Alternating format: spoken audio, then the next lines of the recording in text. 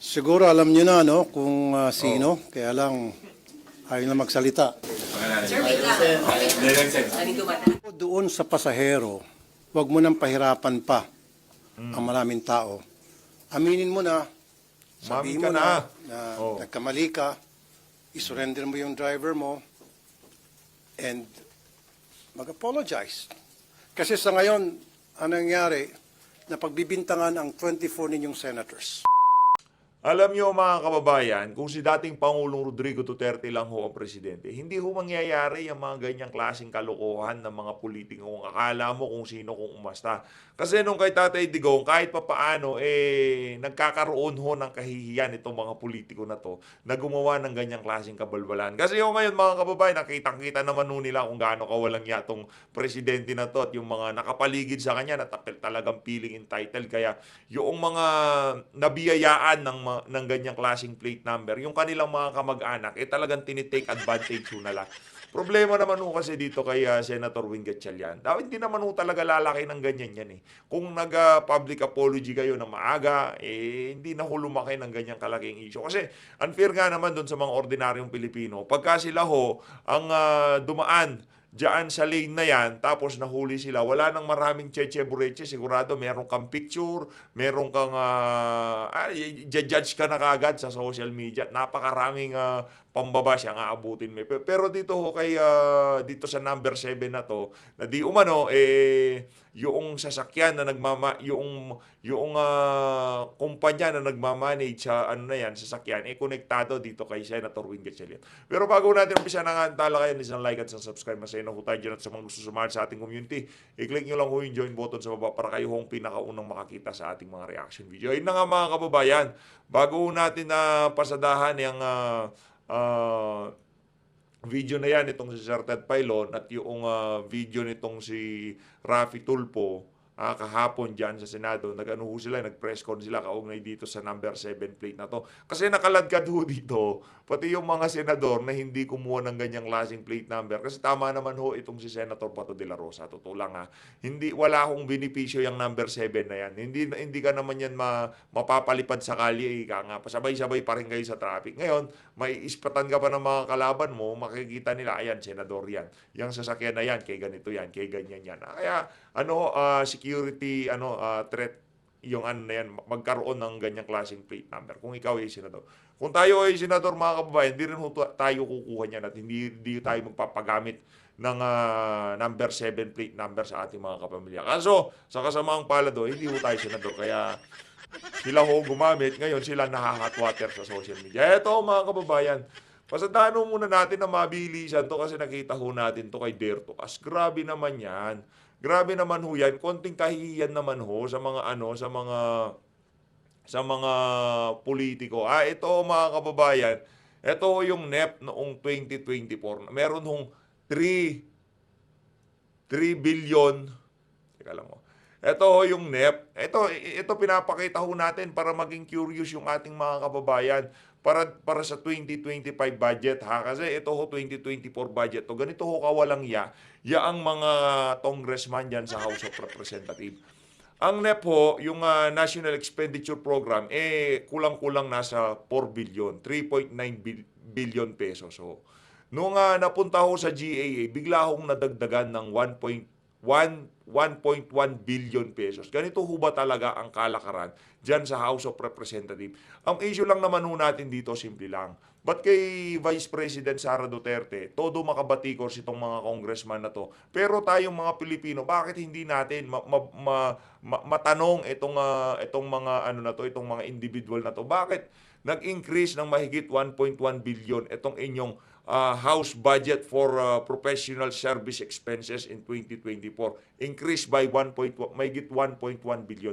Di ba mga kababayan, napakalaki hong napaka hipokrito nitong mga congressman na to kung makapagsalita sila na kini-question nila yung budget nitong si Vice President Sara Duterte. Pero yung budget ho nila dyan sa House of Representatives, wala akong nag-i-scrutinize. Walang nagtatanong kung saan dinala yan, kung saan napunta yan, saan gagamitin yan. Ngayon, sana mabukas ho ang kaisipan ng ating mga kababayan. Dito sa 2025 budget na pinag-uusapan dyan sa Senado, makialam ho tayo. Alamin ho natin kung ano na naman ang isiningit nitong mga tambaluslos dyan sa House of Representatives. Ano na naman ho bang kalokohan ang mga pinagagawa nila dyan sa ating 2025 budget. Balita ho natin, yung AKAP daw, balak hong tanggalin ng mga senador. Kasi nga naman, hindi ho sila nakikinabang. Pagka nag-bycam ho yung mga yan, pag napag-usapan, okay, asan yung mga senador na gusto mamigay ng AKAP?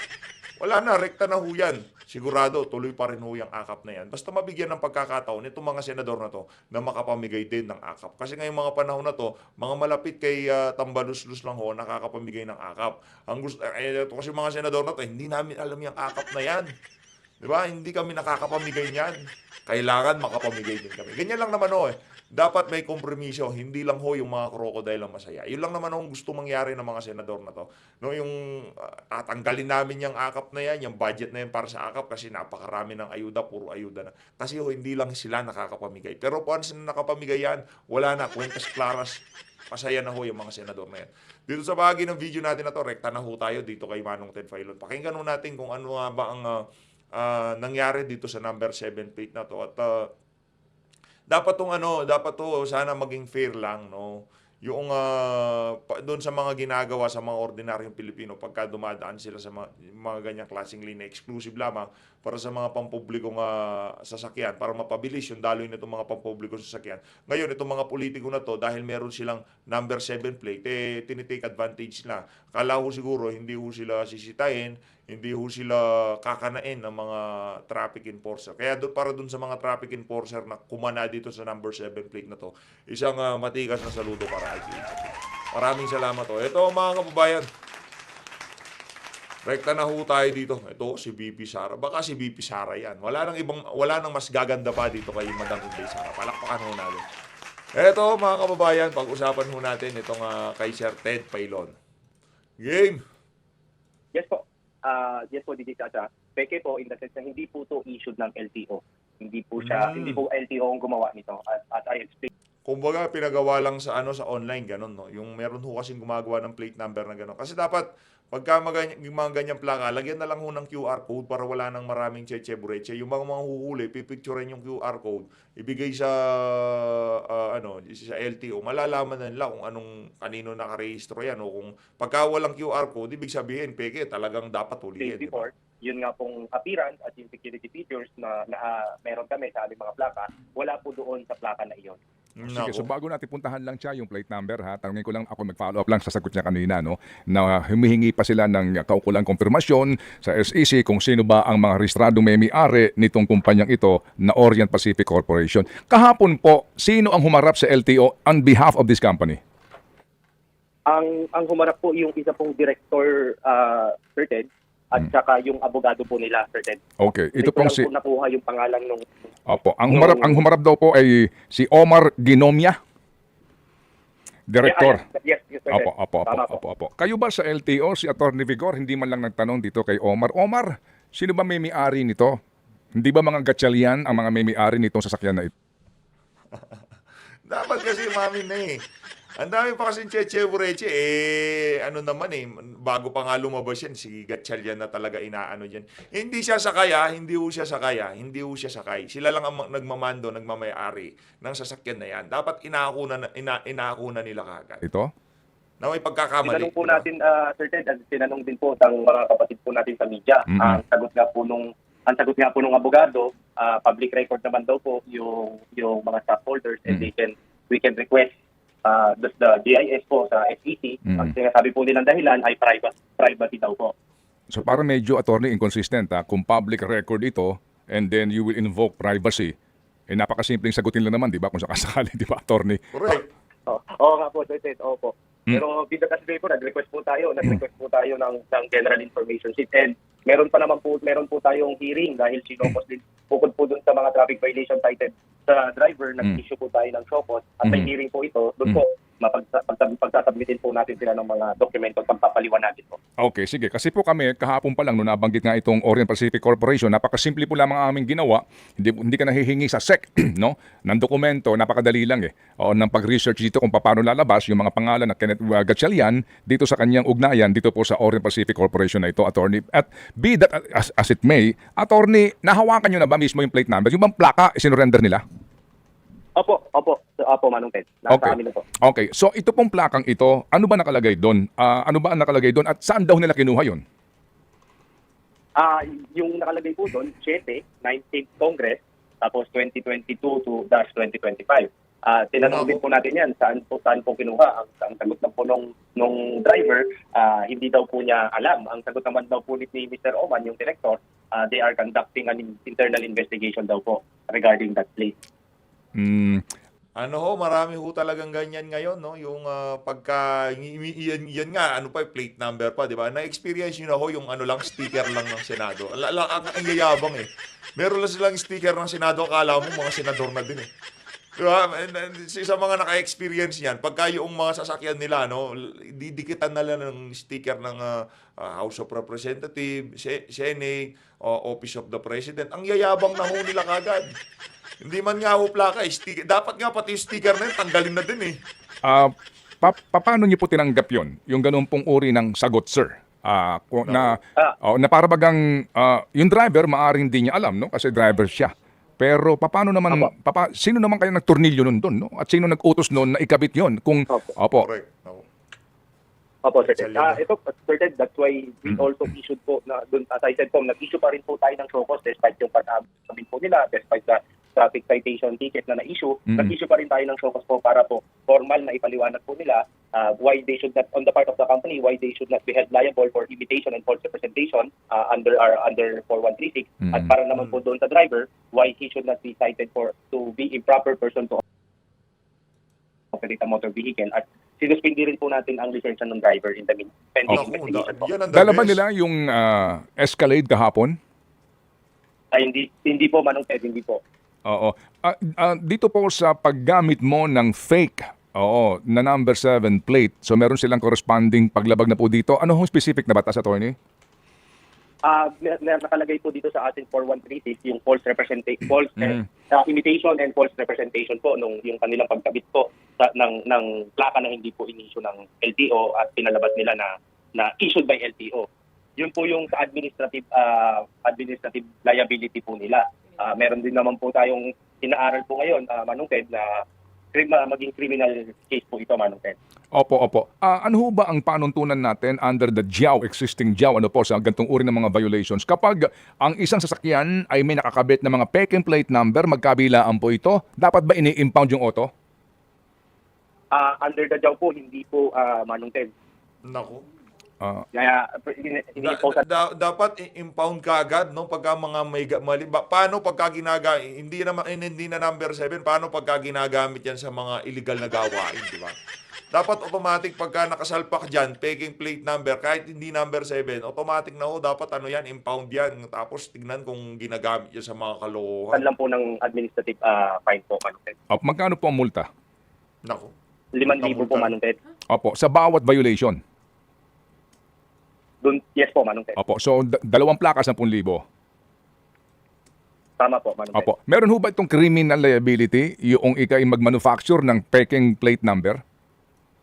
Yun ang ating ginagawa ngayon, Manong Ted, dahil ang plaka po ay isang public document. Ang ating pong standard, tulad ng lisensya, tulad ng certificate of registration, yan po ay public document. And the fact na pinalabas mo, na inisyo po ito ng LTO, may karampatang violation po sa ating revised penal code. Opo. Sino po ang nanghuli dito at ano po ang sabi ng sinasabing montik na sagasaan? Ang nanghuli po dito ay yung deputized agent po natin na nasa sahig po. Yun naman po, ang sinasabi niya, ang nangyari po, yung binidyo na po pala, yung buong video po ang nangyari. Graduation fee at yung sabi mo ba may OJT na sagiin siya nung ayaw niyang magpatinag? Doon sa video po, it appears na babanggain, sasagasaan. Ang paliwanag nga po nung driver doon kahapon, wala naman daw po siyang intensyon, kaya lang dahil automatic daw po yung sasakyan, nung pinapatras daw po siya, umabante konti bago umatras yung sasakyan na nag-change gear siya. But with the may po, yung enforcer, kakausapin po natin kung gusto po niyang mag-file ng separate criminal case po dahil nga po doon sa nangyaring iyon. Opo, sino pong pinuno nito? Sa SAIC po ang nagpapaano po si Asek Jose Lim po, Jose Property. Opo, kasi sa mga iba pong pangyayari, no, na hindi pamilya ng senador ang involved, pag-MMDA ay nanggagalaiti yung mga head of agencies. At sinasabi na sila mismo Correct. itutulong doon sa enforcer sa pagsasampa ng kaso. In this case po, hindi ganun po ang ating treatment. Hindi ko po masabi, Manong Ted, dahil po ang under po siya yung enforcer ng SAIC. Okay, sige po. So, ang paliwanag, ano po ang paliwanag ng driver? Ito ho ba'y sinumpa ang salaysay na kanyang ibinigay? Hindi pa po, Manong Ted, doon lang po sa interview. Ito pong sinumpa ang salaysay niya, i-require po natin dito dahil doon sa kaso na sa Shocos po. Basta nag-appear po siya sa hearing sa November 12 po, Manong Ted. Opo. Sige po. So, pero ang kwento niya, meron siyang pasahero na dalawang investor. Opo, yun po ang sabi niya, Manong Ted. Oo, galing sila sa airport.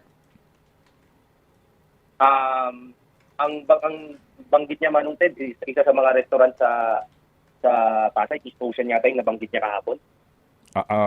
Galing sila sa restaurant, papunta sila ng casino. Ang sabi po niya, papunta po ng Mega Mall, Manong Ted. Okay, sige. So ganito, sa ngayon attorney, paano po namin dapat tanggapin ito? Ang ganito pong uri ng balita na ang dating po sa ibang tao, parang iba ang treatment. Kasi po, ang Correct. sinasabing involved dito ay sasakyan na pag-aari ng kumpanya na pag-aari po ng pamilya Gatchalian. Naku, Opo. kung ordinaryong Pilipino lang ho yan, panigurado, baka na ano na yan, dinimanda na mismo ng pamahalaan, no? LTO, baka yung MMDA, nayari na ho yung ano na yan. Pero dito, tahimik ho sila eh. Diba? Hindi ho nila inaaway yung driver. As I said po, preliminary pa lang naman po yung ating pong in-impose po na fine, yung mga nakita po natin na violation of traffic laws. And then, meron pa po tayong pending na kaso dito. Base po sa magiging sagot po nila at iba pong makikita po natin ebidensya, we will find the necessary case or appropriate case po once na makakuha po tayo ng mga matitibay na ebidensya po. Sir, yung mga ibinabato ngayon ng mga Ayun na nga mga kababayan, dito naman ho sa bahagi ng video natin na to. Punta naman ho tayo dito kay Senator Rapi Tulfo, no? Yung kanyang mga punto de vista kaugnay dito sa lahat ng issue ng number 7 fleet na to. Pakinggan ho natin to mga kababayan. Good afternoon. Siguro alam niyo na kung sino, kaya lang ayaw na magsalita. Sir, wait lang. Nandito ba na? Doon sa pasahero, wag mo nang pahirapan pa ang maraming tao. Aminin mo na, sabihin mo Umamin ka na Oh. nagkamali ka, isurrender mo yung driver mo, and mag-apologize. Kasi sa ngayon, ang nangyari, na pagbibintangan ang 24 ninyong senators. Ayun. And I know for a fact na wala sa 24 senators namin ang involved doon sa skandalong yon. Correct. Kaya kung ako dito sa na to, kay Senator Win Gatchalian, encourage mo na. Magpa-sorry na, di ba? Mag-public apology na para matapos na tong kalokohan na to. EDSA. Although, I also know for a fact na ito related sa isang senador. Related ito sa isang senador. Naku. Pero hindi yung senador ang sakay ng Yari. SUV na yan at that time. Win Gatchalian, paano ba yan? Paano ba yan, Win Gatchalian? That I can say for now. Now, timeline. Base po sa akin Intel report, dumating itong pasahero noong November 3 sa NAIA Terminal 1 via PR number 427 from Narita, Tokyo to Manila. Arrival time 6:06. Now, lumabas ng NAIA Terminal around 6:30 p.m. Gumamit siya ng Skyway northbound, going to Magallanes and then exit sa EDSA northbound. Pag-exit niya ng EDSA, Magallanes, sa may bandang Guadalupe, doon na sila naharang. And my intel tells me na ito'y papuntang Soler, Quezon City.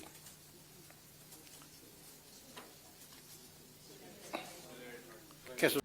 Swerte ho itong si Win Gatchalian, di ho siya re-electionist ngayong mga panahon na to. No? Hindi ho siya re-electionist. Kung sana re-electionist siya, sarap niya electionist sa social media. Trinoma. Isang Soler na naman sa Quezon City. Yes. And yung security niya, yung nakasakay sa transit, ay former AFP member. And that's why we will coordinate with the AFP para alamin, tukuyin kung sino yon. At syempre, pag natukoy yon, kakausapin natin yung security. Most probably, baka sabihin niya kung sino yung kanyang VIP. For now, yan muna masasabi ko sa inyo. Unless you have some questions. Related, kamag-anak po. Kamag-anak ng isang senador. Ang nakakainit ng ulo rito ay itong MMDA. Itong MMDA, pag nagpatawag ko ng hearing in legislation, ito'y mapipirito. Yung pritong sunog. Yun pagka ganyang issue, yung idol nyo namimrito ng sunog. Ng toko. Pero pagka flood control, maingay. Flood control yan eh. Langan namang pag-ano natin yan, di ba? Pagka yung mga nabaha, naku, wala mapipritong sunog dyan. Diba? Nakakalungkot lang isipin. Pagka ganitong mga viral sa social, pang social media yan eh. Pero pagka pinag-uusapan yung mga lubog, yung pondo ng flood control, wala mapiprito dyan. Alam niyo yun? Kasi nga, ayaw nilang mag-provide ng CCTV footage. Very uncooperative itong MMDA. Parang meron silang tinatago, parang meron silang pinagtatakpan. Why? Nako. At nakapagtakap, palagi may nakatakas dyan sa bus lane na yan. Anong ginagawa nito mga motorcycle unit ng MMDA? Palagay ko ginagamit ito pang escort sa mga VIP. Na dapat ginagamit yan sa trabaho, panghabol, panghuli ng mga traffic violators. Nagagamit ito sa aking information para mag-escort ng VIPs, mag-escort ng mga patay, mag-escort na pag may mga binyag, kasal, etc. Magigisa itong MMDA sa akin. Sir, magpapatawag po ba kayo ng hearing? Kasi humarap Yung mga ang tawag dito, yung mga sa DPWH, walang malilit yun sa inyo doon, walang mapiprito, walang masusunog sa inyo doon. Walang manggigisa. Diyan sa number 7 na yan, oo, may naabala, pero walang lumubog dyan, Brad. Walang lumubog dyan. May naperwisyo, unfair lang yung nangyari, pero walang nasirang kabuhayan dyan. Okay ka din, no? Yung mga ganitong klaseng issue, ang bilis mo, mabilis ka pa sa alas 4, lakaman ka. Pero yung mga kababayan natin dyan sa Bicol, yung kriminalidad, yung droga, wala kayong pakialam. Kakapal ng mukha nyo. nasa isang press con yung driver, sir, si Ed Pan. And ang sir, konting context lang. Sabi niya dahil daw on a Sunday yon, akala niya pwedeng pumasok doon sa bus lane yung mga private vehicles. Yun yung Yan, hindi ko alam yan. And I don't even have the name of the driver yet. But I have to find out. The reason bakit talaga ako pusigit mag-imbestiga, Kasi trending sa social media, ikaw naman sir, trending sa social media, kaya pursigido ka mag-imbestiga. Pero sa bagay, trending nga naman yung flood control issue, di ba? Pero hindi mo iimbestigahan yan kasi nga naman, may magagalit. hindi, pangalawa na lang yung para malaman kung sino yung taong yon. Primarily dito, para malaman bakit hindi ginagawa ng MMDA ang kanilang trabaho. Dahil kung napapansin nyo, ilang beses nang may nakatakas dyan sa bus lane.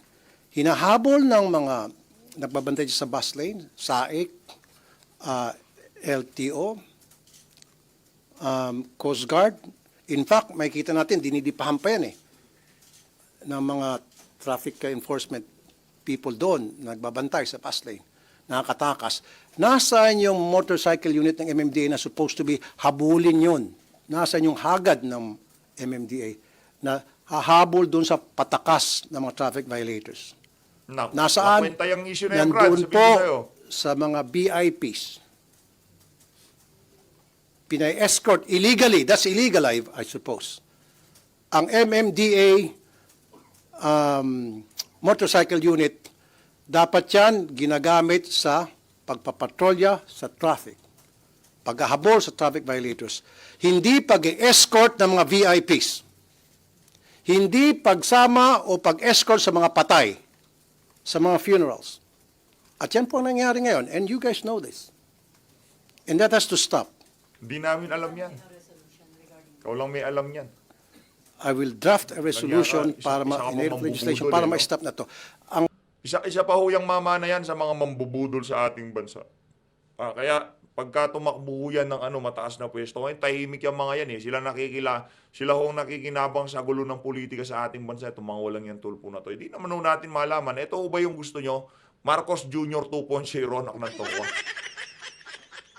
Magpipresidente yan, maniwala kayo sa akin. 100% tatakbo ng presidente yung walang yan. Pag nanalo yan, Marcos Jr. 2.0. Walang mangyayari sa primarily the Pilipinas. reason why I want Senate investigations, bakit may nakakatakas yan palagi? Sir, tigilan niyo yan.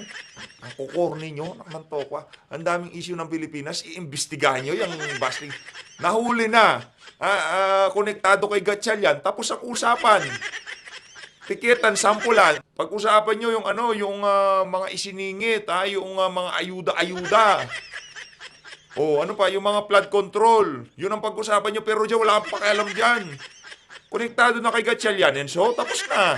Tikitan nyo, tanggalan na ng 7 plate yung mga senador na yan, di ba? Para wala ng problema, iimbestigahan pa, mag-grandstand ka na naman.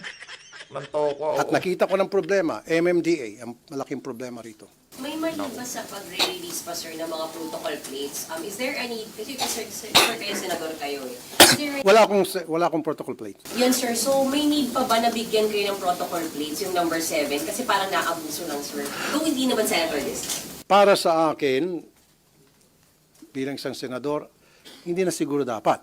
Ako, I don't know sa iba, pero ako, I don't need it. Why would I need it? To tell the people na ako'y senador? Parang, am I entitled? I was voted by the people to serve them, not to be above them para makaiwas sa traffic. Dapat hindi ganon. For security reason din ba, sir, ba't hindi kayo gumagamit ng protocol plate? Dapat, kung talagang gusto mong secured ka, hindi mo gagamitin ng protocol plate. Kasi pag ginamit ng protocol plate, aha, senador to, edi target ka, easy target ka, sitting duck ka. Whereas pag gumamit ka ng regular plate, hindi ba nalaman kung sino ka? That's bullshit, I'm sorry. Kalokohan nyo na sasabihin, for security reason, kaya gagamit ako ng protocol plate. Hindi, kaya bangan yun. I don't know. Sa iba siguro, maaari. Yung Vargas na pagsasalitang ganyan, wala. Sir, stop it. Wala nang bumibilib. Daming issue ng Pilipinas, tahimik kayo dito sa number 7 plate na to, palong-palo kayo. The protocol plate, for whatever reason, one way or the other.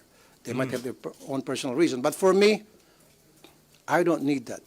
Sir, you mentioned kanina na kamag-anak ng isang senador. Do you think yung senador alam na at ano yung dapat gawin ng senador? In fairness sa senador, baka hindi niya alam. Sino po ba yung senador, sir? Senator Gatchalian. Nakausap niyo na sila yung senador. Nakausap mo si Senator Sherwin. Sir, nakausap yun yung Nakausap niyo po ba siya? Yung senador, today, hindi. Pero noong mga nakarang araw, yung biro-biroan, nilapitan ko yung ilan sa mga senador na alam ko na merong puti na SUV. Sinabi nila na hindi ako yan, hindi ko ako yan. And true enough, hindi nga talaga sila.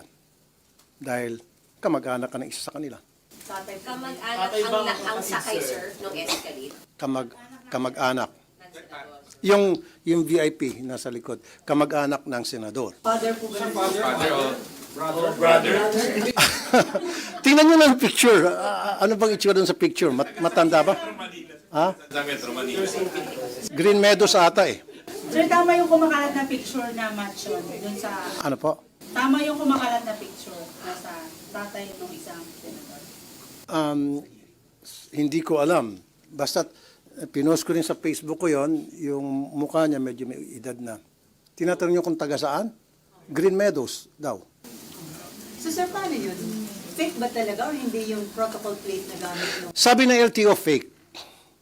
But that has to be investigated. Baka pinagtatapan ng LTO, nagkamaling LTO, whatever, I don't know. Pero why would that person use a fake plate kung samantalang pwede naman siya humingi sa kanyang kamag-anak? Na maaari, walang permiso siguro, in fairness naman dun sa kamag-anak, wala siyang permiso, kinuha lang niya dahil kamag-anak nga. And I don't think na kinunsinti ng kamag-anak yung ginawa niya. To be fair, doon sa kamag-anak. Sir, but how did the kamag-anak have access to that plate? Kasi di ba yung kaming senador binibigyan ng plate kung gusto namin. And then itong si kamag-anak, mamaya dumalaw sa bahay, nakita niya sa garay, uy, akin na lang to, hindi mo pala ginagamit, akin na to, kinuha. Sige, sa iyo na. Sir, pwede po ba talaga yun na ipagamit ninyo? Bawal. Hindi siya transferable. Hindi transferable yung... Yes. Dapat yung protocol plate na in-issue sa isang senador, dapat senador lang ang may karapatang gumamit nun at hindi mo pwede i-transfer sa mga kamag-anak. Not even to your children, even to your wife. Sir, Sabi bakit kahapon sabi ni ni SP, Sir, sabi ni SP pwede po daw. Yung daw nag-isakay, siya na- tapos sa ihatid, di ba?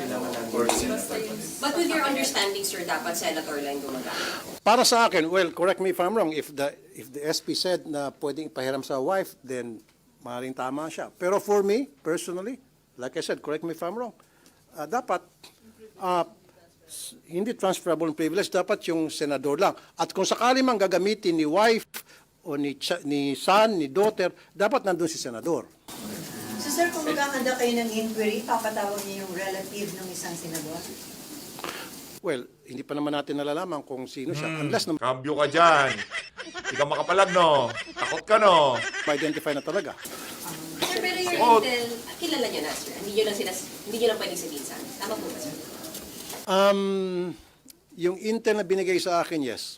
Kilala nyo na yung kamag-anak and the senator, sir. Sir, Yes. pero lumalabas kasi na yung car na yun ay ginagamit ng company na listed under the names of William and Kenneth Gatchalian. Tama sa information. Tama ba? Information ka? Galing sa iyan. This is information. Information is sir. Well, Iwas pusoy pa to eh. Bulgar na nga sa ano eh. Lumabas na nga sa lahat ng pahayagan, iwas pusoy ka pa, sir. Paano ka mag-aayos ng isang batas o paano ka kakastiguhin? Sa bagay, kaya mo lang palang litsunin yung mga nasa MMDA. Pero pagka senador, naku, ang may-ari ng sasakyan ay lalo na presidente, lalo na kay Tambat, kay Lisa. yung Orient Naku, Pacific Corporation, na kung saan board members nga yung mga binanggit mong pangalan. Sino po yung board member? Binanggit niya. William and Kenneth Gatchalian. Anong pangalan? William and Kenneth Gatchalian. Okay. You have the same information. Quote him. Sir, same information, just to confirm. Yes. Okay. Base sa intel ko, mukhang tumutugma. Okay. At validated yung intel na yun, sir. Well, A1 info yung sa akin. Sen, hindi ito. Alam naman natin this is not the first time that this happened. Should there be an audit of all protocol plates issued to VIPs? Like, yung mga, lalo na yung mga elected officials, then yung iba kasi cabinet members, yung iba justices. Yeah, that has to be investigated. Yeah. Bilang committee chair ng Senate Committee on Public Services ng Senate, siguro yan isa sa imbestigahan ko kung paano ba ang maging sistema sa pag-issue ng protocol plates. Kasi naabuso na eh. Lahat na po, lahat ng protocol. Of course, hindi natin papakialaman yung sa Presidente, sa Vice President, Supreme Court Justice, Senate Speaker, Senate President. So, sir, just to be clear, kahit po humarap na yung driver nung SK, mag-iimbestiga pa rin po kayo, sir? Yes, pag umarap na yung driver, tapos na-sanction na yung driver, at nag-apologize yung may-ari kung ano pwedeng maipataw na parusa doon sa may-ari o sanction, I will still investigate. Why? Doon naman ako sa MMDA. Dahil napaka-incompetent nitong MMDA for the longest time. Nakita naman natin. Nakakita ka lang ng butas kasi galit ka sa MMDA. Ito talaga, oo. Nakakita ka lang ng butas. Tingin ko matagal mo na gustong litsunin na MMDA. Ulitin ko, for the nth time, Oh. dumidi pa dyan yung mga traffic enforcer sa mga patakas ng mga violators. At may kita mo, may mga motor doon ng MMDA, pero yung mga motor doon, yung payatot na motor, hindi panghagad. At ang nagmamayari, yung mismong traffic enforcer. Pero nasa yung mga big bike na binadgetan ng gobyerno para sa gamitin ng mga traffic enforcer ng MMDA. Sabi ko kanina, nandun sa mga VIPs. Kaya nga ako'y nananawagan ngayon sa MMDA chairman, ngayon pa lamang, i-pull out mo na yan unless kung meron kang authority from the office of the president, then wala tayong magawa yan. Pag walang authority from the office of the president, i-pull out mo lahat yan. Pagtrabahuin mo dyan sa EDSA, gamitin yan. At wala na dapat mga funeral na escort. Sir, so far kasi ang humarap pa lang yung driver, pero sa investigation niyo po ba, pahaharapin niyo rin yung sakay ng Escalade? Like I said, pag umamin na, hindi natin siguro kailang paharapin pa. Kasi umamin na, tapos isa-sanction na yung driver at kung anong... Kung hindi, konektado kay Gatchalian. Ikaw naman, no? Konektado kay Gatchalian, kung umamin na, hindi na pahaharapin. Importante lang dyan sa hearing na yan, ang MMDA. sanction na pwedeng ipataw, Talaga. then we will move on doon naman sa bakit may nakakalusot at bakit incompetent itong MMD at iba pang mga Si tao o mga MMDA agency lang ang importante dyan. na delegate dyan para bantayan yung bus lane, bakit nakakatakas. So even the driver, sir, hindi nyo na patatawag sa hearing? Pag umami na, bakit natin patawag? Hindi na. Pag sinabi na niyang ako po yun at nirevoke yung license niya o kung man parusang pinataw ng LTO, hindi natin siya kailangan. Tapos yung VIP, nag-apologize at kung meron mang parusa para sa kanya, pinataw ng LTO, whatever, then ba't pa natin siya imbestigahan? Tutuloy tayo nga sa MMDA. Kakausapin ko yung DOTR. How about yung LTO, sir? Just in case na lumitaw na hindi naman pala fake yung number 7. Isa rin yan. Kasi sabihin ko, bakit kaya nag-issue agad ng statement, napakaagang statement na fake yun, samantalang hindi pa kayo sure. Kasi ang sinabi lang, kasi may curve daw. Yun ang pinagbasihan. Pati numbers at markings. Hindi ko alam kung paano nilalaman yung ganong klaseng information. But anyway, that has to be investigated as well. Sir, concerned din kung nakakapag-release ka ng peking plaka kasi that will be abused by many, sir. Lalo yung 7 is hindi siya, sir, usual. Siguro, kaya siguro nagpagawa ng peking plaka, malakas ang loob niya dahil may kamag-anak ka siya na 7. Maaari din siguro. I'm sorry? Ayun na nga mga kababayan, dito na una tatapusin ang ating reaction video kaugnay dito sa pagsasalita na to ni Raffy Tulfo. As usual, wala ho, plano lang ho niyang magpasigat sa gaganaping hearing na yan. At maprito, di ba? Maprito ang MMDA. Maraming salamat to, mag-ingat po kayo lahat. Mahal natin Pilipinas.